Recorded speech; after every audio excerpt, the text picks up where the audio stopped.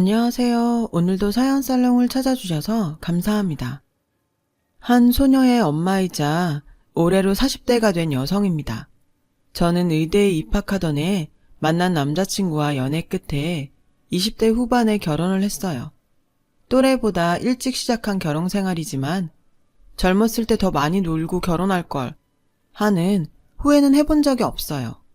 오히려 빨리 결혼한 덕분에 제 딸을 빨리 만날 수 있어서 다행이었죠. 그 생각은 지금도 변함이 없어요. 누구보다 행복한 결혼 생활이었거든요. 물론 행복한 결혼 생활을 누리고 있다고 해서 모든 날이 평화롭기만 했던 건 아니에요. 사람 사는 일이 다 그렇듯 저에게도 세상을 집어삼켜버릴 만큼 거센 파도가 몰아쳤던 때도 있으니까요. 의사며느리와 민간요법에 심취해 있던 한의사 시어머니의 갈등 때문이었죠. 의대생인 저와 경영학과 복학생이었던 남자친구는 교내에서 뜨겁기로 소문난 캠퍼스 커플이었어요. 저는 레지던트 과정 이후 대학병원에서 전공의 수련 과정을 밟고 있었고, 당시 남편도 자신의 희망하던 직장에 취업한 상태였어요. 너무 사랑했던 우리는 떨어져 지내는 시간조차 아까웠기에 누가 먼저랄 것도 없이 혼담은 빠르게 오갔어요. 상견례까지 이어지는 동안 별 문제 없이 물 흐르듯 진행이 되었고요. 특히 저는 시어머님이 좋았어요. 비록 분야는 달라도 같은 의학자끼리 통하는 구석이 있을 것 같았거든요. 그런데 며칠 뒤 저를 만나러 병원으로 찾아온 시어머니를 보고는 그런 생각이 조금 흔들리기 시작했어요. 어머님은 다짜고짜 제게 물으셨죠. 자식은 얼마나 낳을 생각이니? 저는 남편과 미리 이야기해둔 대로 소신껏 어머님께 말씀드렸어요. 아직 특별한 계획은 없어요. 부모가 될 준비가 됐다고 생각될 때 그때 가질 생각이에요. 자식 낳는데 어디 때가 따로 있다니? 우리 집안이 어떤 집안인데 하루빨리 아들 낳을 생각은 안 하고선? 뚱하니 토라지는 시어머니의 모습에 살짝 쎄한 기분이 들더라고요. 아니, 세상이 어떤 세상인데 출산 강요도 모자라서 아들 타령이래요. 그리고 딸 자식은 당신 손주 아니랍니까? 결혼 전부터 찾아와 손주 타령을 하는 어머님의 행동이 이해가 안 갔어요. 그리고 얼마 뒤 왜 어머님이 아들 손주 타령을 했는지 그 이유를 알 수 있었죠. 글쎄, 제 남편이 7대 독자더라고요. 그냥 단순히 7대 독자가 아니라 세대당 자식 하나 겨우 얻을 만큼 손이 귀한 그런 집안이었던 거예요. 그런 상황을 알게 되자 그제서야 시어머니를 이해하게 됐어요. 당신 또한 손 귀한 집안에 시집와서 얼마나 핍박을 받았으면 저러실까. 나름 이해가 되는 부분이 있었으니까요. 얼마 지나지 않아 저희 부부는 사람들의 축복을 받으며 결혼식을 올렸어요. 시어머니께 말씀드렸던 것처럼 당장 아이 계획은 없었죠. 그래서 신혼기간을 즐기며 보냈어요. 우리 부부에겐 일과 사랑을 모두 챙기는 행복한 나날이 이어졌죠. 다행히도 꼬장꼬장했던 시어머니는 그렇게 꽉 막힌 분은 아니셨어요. 여느 시어머니들처럼 주기적으로 얼굴을 비출하거나 얼마에 한 번씩 안부 전화를 하라는 강요는 없었어요. 고된 시집살이를 하는 사람들에 비하면 제 결혼 생활은 아무것도 아니었죠. 그런 면에서는 내심 시어머니께 많이 고마웠어요. 저희 부부를 존중해 주셨고 명절 때나 한번 찾아오면 된다고 하셨으니까요. 그나마 명절 때도 서울까지 먼 길이니 밥만 먹고 바로 출발하라고 하셨고요. 그런데 이게 다 연기였더라고요. 그동안 보이셨던 시어머니의 모습들이 모두 연기였다는 걸 알았을 때 온 세상이 뒤죽박죽이 되어버리는 기분이었어요. 사건의 시작은 연락도 없이 서울로 올라오신 시어머니께서 저희 신혼집을 마치 기숙사 사감처럼 검사하면서 시작되었어요. 너는 참 눈치도 없다 얘. 내가 너 편하라고 그동안 발길 끊고 내버려뒀는 줄 아니? 니들 애 만드는데 방해될까봐 그런 거다. 시애미가 이렇게까지 신경을 써주면 너희도 뭔가 보여줘야 할 거 아니니? 아무튼 길게 말해봐야 입 아프고 딴 거 안 바란다. 떡두꺼비 같은 손주 하나만 안겨다오. 딸 자식은 있어 봐야 소용이 없으니까 아들 손주로 부탁한다. 그랬습니다. 시어머니께서는 그동안 저희 부부 생활을 존중해 주셨던 게 아니라 시댁까지 오고 가는 시간까지 아껴서라도 아들 생산에 힘쏟으라는 무언의 압박을 넣었던 거였어요. 모두 떡두꺼비 같은 손주를 얻으려는 욕심에서 비롯된 거였죠. 그나마 다행스러웠던 건 제 남편이 시어머니가 아닌 제 편을 들어주었다는 것이었어요. 남편이 제 편을 들고 나서자 화가 난 시어머니는 서운한 티를 팍팍 내시며 시댁으로 돌아가셨어요. 그 뒤 한동안은 예전과 같이 평화로운 날들이 이어졌죠. 시어머니께서는 애꿎은 시집살이를 빌미로 시어머니의 권위를 세우려고 하시지는 않으셨어요. 하지만 그럼에도 저는 그런 시어머니가 불편했고 늘 불안했죠. 시어머니의 행동에 담긴 속마음을 이제 확실히 알아버렸으니까요. 이대로 저희 부부한테 아이 소식이 없을 경우 어떤 불호령이 떨어질지 몰랐거든요. 이런 불안한 날들이 길어지자 차라리 예정에도 없는 자식 걱정으로 불안한 시간을 보내기보다는 눈에 보이는 시집살이가 낫겠다 싶을 정도였어요. 운 좋게도 그 걱정은 그리 오래가지 않았죠. 여느 때와 같이 일과 사랑을 충실히 챙기는 삶을 살아가던 어느 날 저와 친하게 지내던 간호사 언니가 출산을 하게 되었어요. 저희 부부는 출산 선물을 사기 위해 백화점에 들렸죠. 그런데 그동안 관심도 없던 아기 옷이 그날따라 어찌나 예뻐 보이던지요. 조그마한 신발에 베네저고리까지.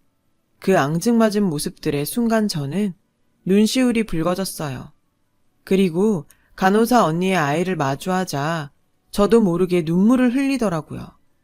그런데 제 옆에 서 있던 남편도 글쎄 눈물을 훔치고 있지 뭐예요. 그날 저는 집으로 돌아오는 차 안에서 시어머니께 전화를 드렸어요. 어머니, 저 이제 아이 가지려고요. 그 순간 휴대폰 너머로 시어머니의 울음소리가 들렸어요. 어머님은 연신 고맙다는 말을 하시며 흐느끼고 계셨죠. 하지만 임신이라는 게 사람이 마음먹은 대로 다 되는 것이 아니더라고요.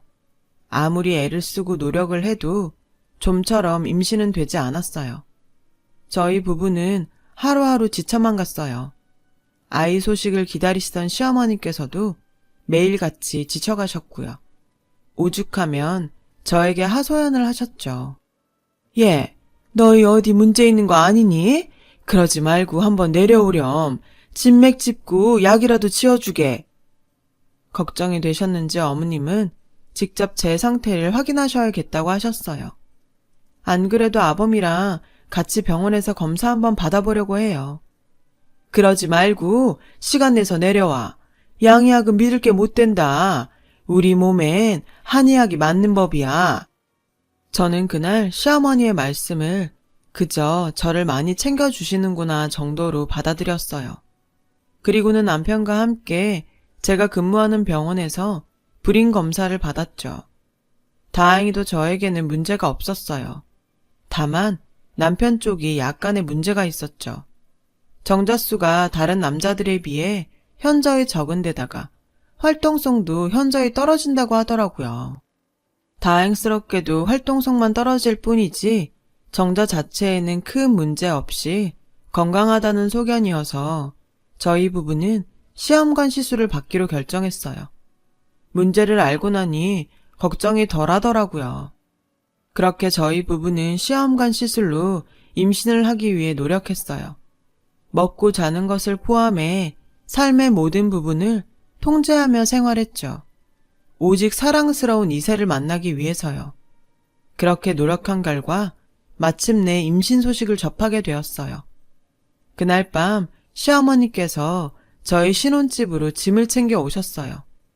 어머님과 저는 부둥켜 안고 펑펑 울었죠. 저는 날이 밝기 무섭게 병원에 가서 휴직계를 냈어요. 시어머니께서는 임신 초기인 저를 친딸처럼 따뜻하게 보살펴 주셨죠. 한의사 시어머니가 곁에 있으니 왠지 마음도 놓이고 든든했어요. 하지만 병원에서 유산조짐이 보인다는 진단을 받아든 순간부터 시어머니가 돌변하기 시작하시더군요. 병원을 나오는 내내 투덜거리셨어요. 책갓 것들이 의사랍시고 거들먹거리는 이 지경이지? 이래서 양학을 믿을 수가 없다는 거야. 다 필요 없고 일단 나만 따라와라. 어머님은 저를 택시에 태우셨어요. 기사 양반, 잘하는 보신집 알면 거기로 갑시다. 시어머니의 손에 이끌려 도착한 곳은 허름한 식당이었어요. 오딱 오돌이 등을 파는 식당이었어요. 시어머니는 이런저런 효능을 제게 설명하시면서 용봉탕을 주문하셨어요. 용봉탕이라고는 이름만 들어봤지 한 번도 먹어본 적 없던 저는 서빙된 음식 앞에서 입을 쩍 벌리고 말았어요. 보글보글 끓는 냄비 안에 자라가 통으로 들어있더라고요. 자라와 눈을 마주친 것 같다는 기분도 살짝 들었어요. 저는 소름이 끼쳐서 고개를 돌렸죠. 국물 한 수저 남기지 말고 다 먹거라. 이게 다 약이다. 우리한테는 우리 전통 방식이 맞는 거야. 시어머니는 제 의중은 상관없이 자신의 뜻만 강요했어요. 다른 건 몰라도 간은 꼭 먹어야 해. 자라 간은 용왕께서 불로장생의 명리학으로 찾으셨던 거야. 어머님의 말에 저는 놀랐어요. 한의사도 의학자인데 의학자 입에서 도저히 나을 수 없는 비과학적인 말씀만 쏟아져 나왔으니까요. 무엇보다 용봉탕의 아들 낳는데 특효라는 말씀에는 의사이기 이전에 현대인으로서 동의할 수 없었어요. 저는 고민에 빠지고 말았죠. 저와 태아를 위하시는 어머니의 마음은 알겠지만 용봉탕은 너무도 낯설고 역겨운 식재료였으니까요. 고민 끝에 저는 거절했어요. 정말 다른 뜻은 없었어요. 익숙하지 않은 음식을 함부로 먹었다가 소화기관에 물이라도 주게 되면 가뜩이나 유산조짐이 있는 태아에게 나쁜 영향을 끼칠 수 있었거든요. 더욱이 당시 저는 산부인과 교수님께서 짜주신 식단표를 지키고 있었거든요. 하지만 시어머니는 그런 제 사정은 고려하지 않은 채 고집을 꺾지 않았어요. 그날 이후로도 택시를 타고 서울을 휘젓고 다니시며 온갖 몸보신 음식을 집으로 포장해 오셨죠. 염소탕, 토끼탕을 시작으로 온갖 생소한 식재료들로 만든 음식들이었어요. 그때마다 어머님과 저는 대립을 했고 그러는 사이 점점 더 태아를 위해서라도 시어머니한테 휘둘려서는 안 되겠다는 의지가 더욱 강해졌어요. 그래서 시어머니께 차근차근 제 소견을 설명드렸어요. 생소한 식재료가 나쁘다는 것이 아니다. 한의학적인 효능을 부정하는 것도 아니다. 다만 제 신체에서 예기치 못한 이상 반응이라도 나타나게 될 경우 태아에게도 나쁜 영향이 간다. 저는 어머님이 기분 상하시지 않게 조심스럽게 말씀드리고는 병원에서 짜준 식단을 꿋꿋하게 지켰어요. 그러던 어느 날 시어머니께서 직접 약재시장에서 약재를 사오셨더라고요.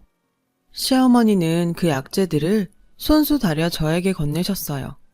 진해에 말벌집에 당나귀 고환 등 생전 접해보지도 못한 약재가 들어간 탕약이었죠.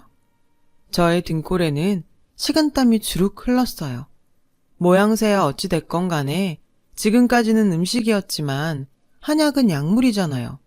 심지어 어떤 성분이 얼마나 들어있는지 가늠할 수 없는 정체 모를 약물이요. 태아를 위해 감기약도 마음대로 못 먹는 게 임산부인데 검증되지 않은 약물을 함부로 복용할 수는 없었어요. 그리고 그제야 확신하게 되었죠. 저희 시어머니는 한의사라기보다는 검증되지 않은 대체요법, 소위 말하는 야매 한의학에 심취한 분이라는 걸요. 시어머니가 약재상 주인에게 전화해 약재들을 추가로 주문하는 사이 남편이 저 대신 탕약을 원샷했어요.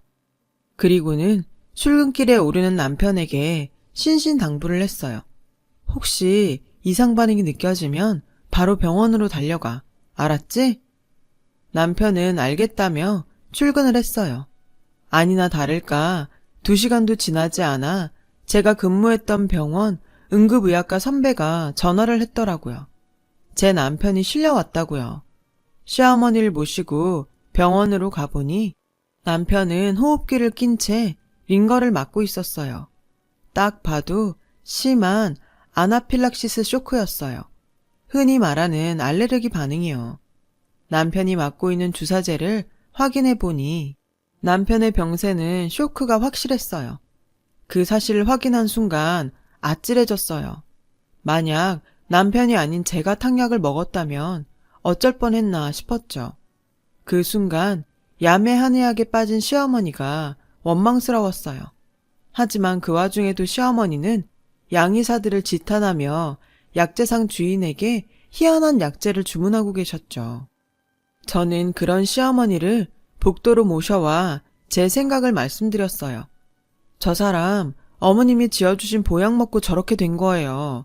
제가 저걸 먹었더라면 어쩔 뻔했어요. 그걸 왜 아범이 먹었다니?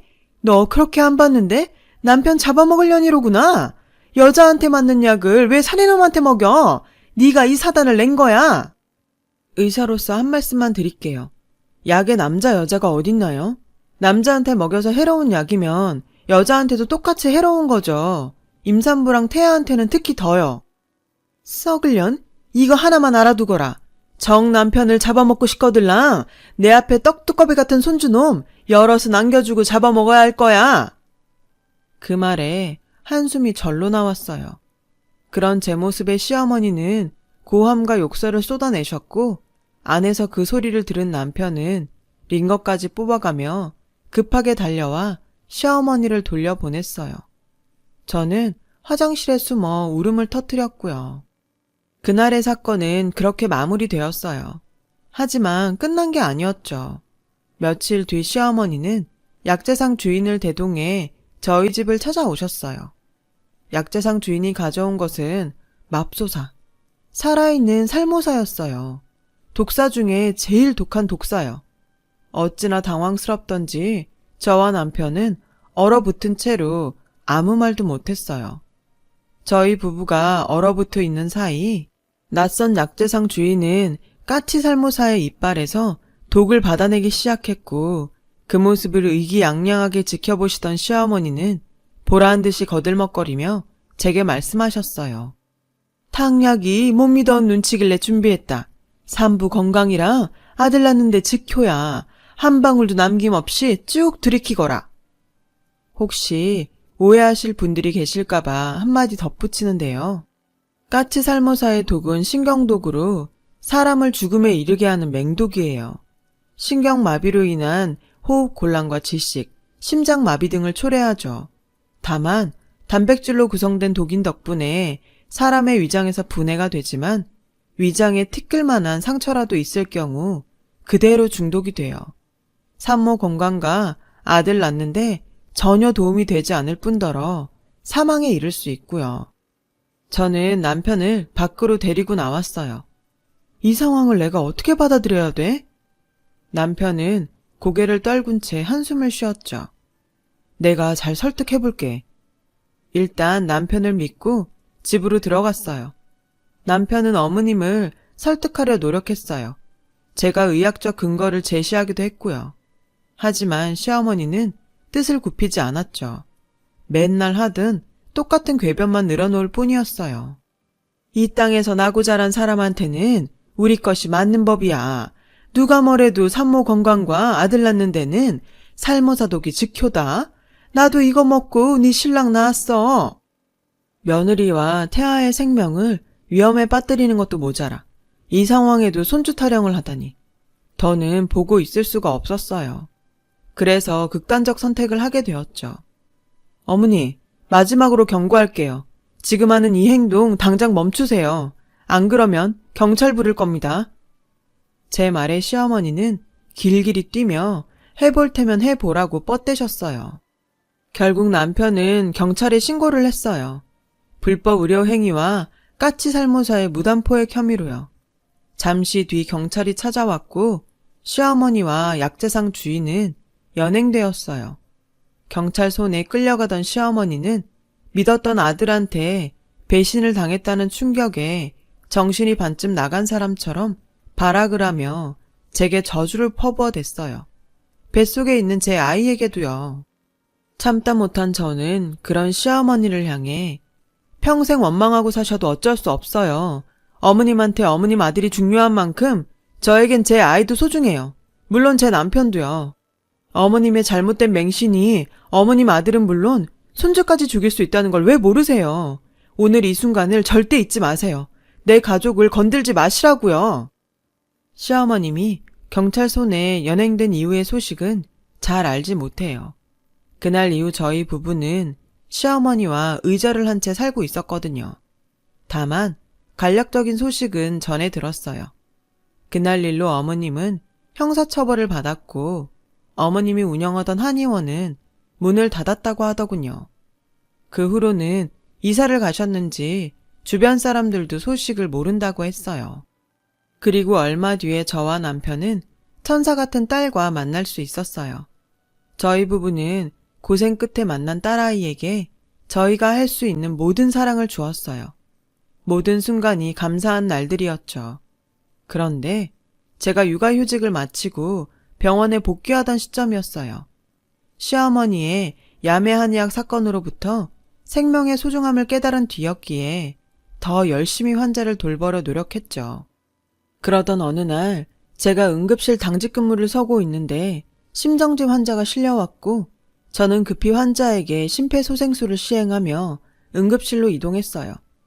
베드가 막 응급실로 들어서는 순간 제 눈에 환자의 얼굴이 들어왔어요. 시어머니였어요. 그새 많이 늙으셨더라고요. 생사를 오가는 시어머니를 마주한 저는 머릿속이 하얘지는 것 같았어요. 하지만 넋놓고 있을 겨를이 없었어요. 어머님의 상태가 심각했으니까요. 그때 구급대원이 저에게 탕약을 건네며 환자가 발견된 장소에 있던 거라서 가지고 왔다고 했어요. 순간 지난날 겪었던 살모사 독사건이 떠오르더라고요. 저는 레지던트들에게 급히 탕약의 성분 분석을 지시해놓고는 마침 연락을 받고 도착한 남편에게 상황을 전했어요. 마음의 준비를 해야 될지도 모르겠어. 그 한마디에 남편이 무너지더군요. 비록 의절을 했다고는 하지만 세상에 하나뿐인 어머니인데 왜 안 그렇겠어요. 그 마음은 충분히 이해하고도 남죠. 저는 남편을 뒤로 한 채 응급실로 뛰어 들어갔어요. 그 순간 제가 할 일은 의사로서 어머님의 생명을 구하는 거였으니까요. 몇 차례의 고비를 넘긴 끝에 어머님은 의식을 찾으셨어요. 하지만 어머님이 드신 탕약의 성분은 온전히 제대로 알아야 치료를 할 수 있는 상황이라서 안심할 수는 없었어요. 어머님은 저를 보시자 대뜸 그러셨어요. 아들이더냐? 정말 대단하시더라고요. 생사의 갈림길에서도 손주를 향한 집착은 정말 대단하시더군요. 그 모습에 전 너무 화가 났어요. 그게 뭐가 중요해요. 당장 어머님이 돌아가실지도 모르는데 어머님 죽고 나면 손녀건 손자건 그게 다 무슨 소용이냐고요. 지금 어머님이 생각하셔야 할 건 오직 어머님 목숨이에요. 어머님이 사셔야 어머님 손주를 안아보실 거 아니에요. 그러니까 사세요. 기를 쓰고 사시라고요. 소리를 지르는 내내 제 눈에선 뜨거운 눈물이 흘렀어요. 그렇게 미워했던 시어머니인데 지금 이 순간만큼은 너무도 간절히 살리고 싶었거든요. 그런 제 마음을 아셨는지 어머님도 소리 죽여 눈물을 흘리셨어요. 남편 역시 그저 눈물만 흘릴 뿐이었죠. 그날 우리 고부간의 앙금은 그렇게 눈물에 녹아버렸어요. 며칠 뒤 어머님은 상태가 많이 호전되었어요. 제 예상대로 어머님이 드신 탕약에는 위험한 성분들로 가득했고 그로 인해 급성 간부전이 온 거였죠. 긴 치료 끝에 어머님은 건강을 회복할 수 있었어요. 그리고 그토록 원하시던 손주를 안아볼 수 있었죠. 비록 어머님이 원하셨던 아들 손주는 아니었지만 무척이나 좋아하시더군요. 어머님은 손녀딸의 머리를 어루만지며 참회의 눈물을 흘리셨어요. 일련의 사건들로 저와 어머님 사이에는 굴곡진 정이 쌓이게 되었고 여전히 의견 대립은 있지만 다시 고부간으로 살아가고 있어요. 어머님은 더 이상 예전처럼 양의학을 배척하지 않으세요. 그럴만도 하죠. 그 덕에 당신이 살았으니까요. 더불어 야매 한의학에 대한 맹신도 어느 정도 거두신 것 같아요. 이제는 몸이 안 좋으시면 약재상에서 약재를 사다 탕약을 끓이기보다는 근처 병원으로 바로 달려가시거든요. 하지만 끝까지 포기하지 않은 한 가지도 있어요. 바로 아들 손주죠. 여전히 어머님은 둘째는 언제 가질 건지 저만 보면 닭다리시거든요. 그래서 그 소원은 제가 들어드리려고요. 그게 언제가 될지 가능할지는 저도 잘 모르겠지만요. 노력해봐야죠. 제 사연을 들어주셔서 감사합니다. 맛있는 음식도 많이 드시고 항상 건강하세요. 여러분, 사연 댓글에 응원과 현명한 조언 부탁드려요. 좋아요와 구독은 저에게 큰 힘이 됩니다. 오늘도 좋은 일 가득하세요.